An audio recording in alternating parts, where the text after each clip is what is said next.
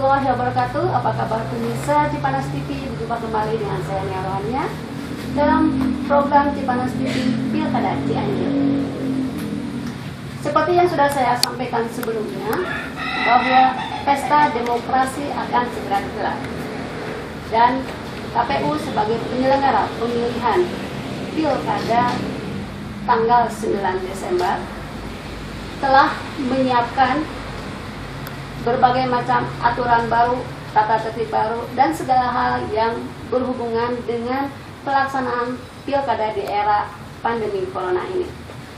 Nah, bagaimana persiapan yang telah dilakukan oleh KPU Cianjur khususnya? Bersama saya telah hadir Bapak Rustiman, anggota KPU Divisi Sosialisasi Pendidikan Pemilih Partisipasi Masyarakat dan SDM. Apa kabar? Alhamdulillah.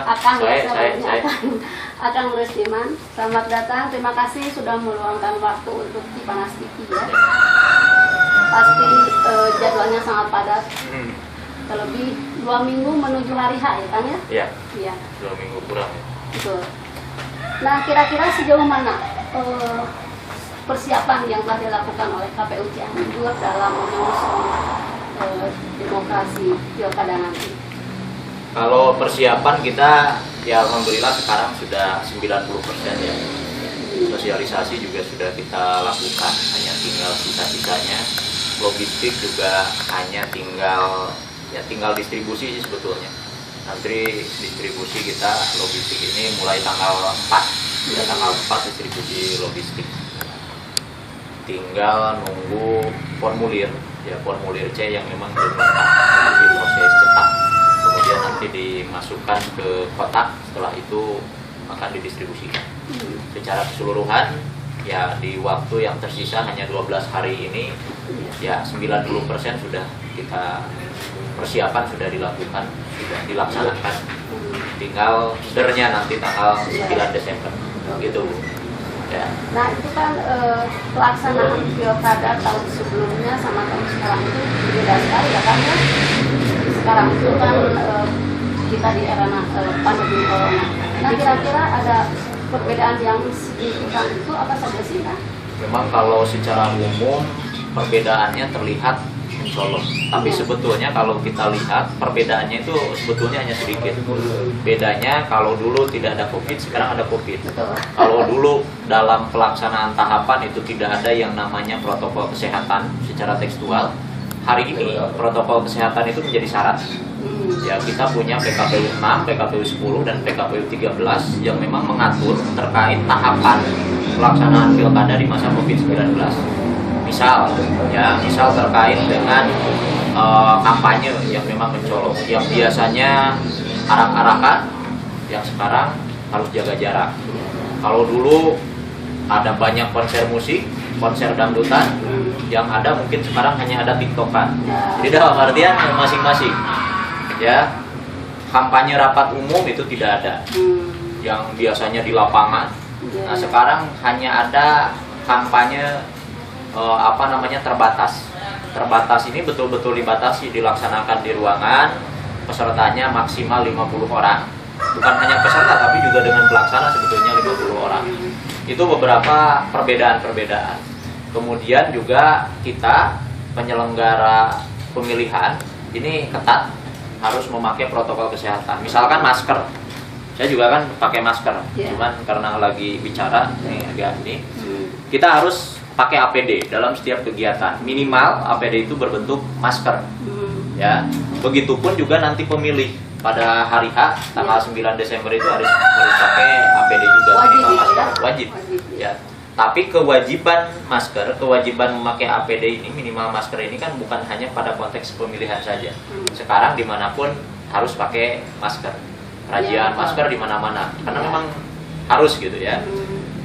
Kemudian pemilih, ya kalau dulu kan pilkada sebelumnya pemilih itu maksimal 800 orang per TPS. Sekarang karena COVID, ya ini hanya 500 maksimal 500 orang karena menjaga kerumunan. Termasuk kedatangan juga diatur. Misalkan 100 orang pertama ini dari jam 7 atau dari jam 8 sampai jam 9 misalkan. sehingga jaga jarak, tidak terjadi penumpukan. Kira-kira itu Ya. 500 itu bisa beres dalam 1 hari nggak Kang? Beres. Jadwal kita kan sampai jam 1. Oh, sampai jam 1 ya? Simulasi sudah dilakukan dan Oh. itu cukup ya. Jadi 500 itu sudah berdasarkan kajian tim di pusat, karena perlu disampaikan kalau KPU Cianjur ini kan hanya pelaksana regulasi, Bu. Ya, jadi kita tidak membuat regulasi. Tapi kalau Ibu tadi mengatakan KPU Cianjur khususnya misalkan membuat regulasi, tidak seperti itu. Pelaksana ya? Pelaksana saja, karena KPU Republik Indonesia yang memang mempunyai kewenangan untuk membuat regulasi. Kita yang melaksanakan. Jadi ketika ada satu aturan, ini kenapa nih aturan? Kita hanya melaksanakan, yang membuatnya KPU RI. Dan KPU RI pun dalam pelaksanaannya memang kan, ya ini mengkonsultasikan dengan pemerintah, dengan Dewan juga, gitu ya, dengan DPR RI khususnya Komisi 2, gitu. Iya. Begitu, Bu. Nah, kemudian ini barangkali untuk pencoblosan di dalam Nah. itu kan dulu Mas pakai paku Ya. kertas tetap dilipat gitu Tetap. ya, terus pakai paku. Ya. Nah, sekarang kan orang dengan Nah. COVID itu merasa Ya. ketakutan nih. Nah, ini ya perlu disampaikan juga begini, Bu. Ya, Teknis pencoblosan itu sebetulnya masih tetap sama seperti sama sebelumnya. ya. Pakai paku gitu kan. Kemudian Pakai kertas suara, kemudian tinta, ada masih sama, tinta, masih sama ada tinta. Sama. Cuman memang ada beberapa perbedaan. Misalkan pertama dalam hal antrian. Nah, ini antrian ini bagaimana caranya agar tidak terjadi kerumunan. Ya. Tadi misalkan dengan adanya pembagian waktu kedatangan. Kemudian ketika datang, ini suhu tubuhnya diukur. Nanti ada tim pengukur suhu tubuh.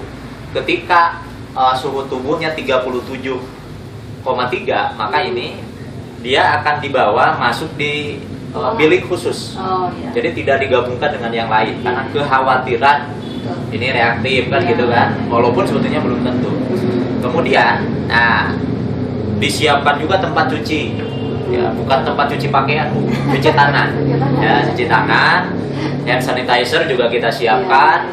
Nah, kemudian apabila karena wajib tadi pakai masker, apabila ada pemilih yang memang lupa bawa masker, nah ini disiapkan masker cadangan kita siapkan. Jadi prinsipnya wajib bermasker. Kemudian area TPS juga ini rutin disterilisasi, disemprot disinfektan. Dalam rangka apa? Ya menghindari COVID lah, gitu ya. Kemudian yang lainnya tadi pemilih biasanya 800, sekarang 500. Kemudian ketika masuk nanti disarankan juga ke pemilih itu bawa alat tulis sendiri baiknya. Ya, jadi bawa alat tulis sendiri. Tapi kalaupun tidak nggak apa-apa karena nanti di TPS itu pemilih diberikan sarung tangan plastik 1 kali pakai. Satu kali pakai. Jadi ketika menulis, ketika mencoblos pakai sarung tangan plastik. Nah, masuk ke TPS-nya seperti biasa. Milihnya, dicoblosnya antara 1, 2, 3, 4 itu seperti biasa. Dalam kotak itu sah. Memilih beberapa, nomor hiji dipilih, 2 dipilih, 3 dipilih, 4 dipilih, itu tidak sah. Sama saja kan seperti itu. Keluar dari bilik, nah kemudian, nah biasanya tinta ini kan biasanya dicelup. Nah sekarang ditetes, Bu. Ditetes. Itu perbedaannya. Ya keluar biasa cuci tangan lagi, udah sarung tangan plastiknya tadi sebelum tinta dibuang di tempatnya. Jadi secara umum teknisnya sih sama saja. Namun kita pastikan, nah perlu disampaikan ke pemirsa TV Cipanas ya, bahwa jangan takut datang ke TPS.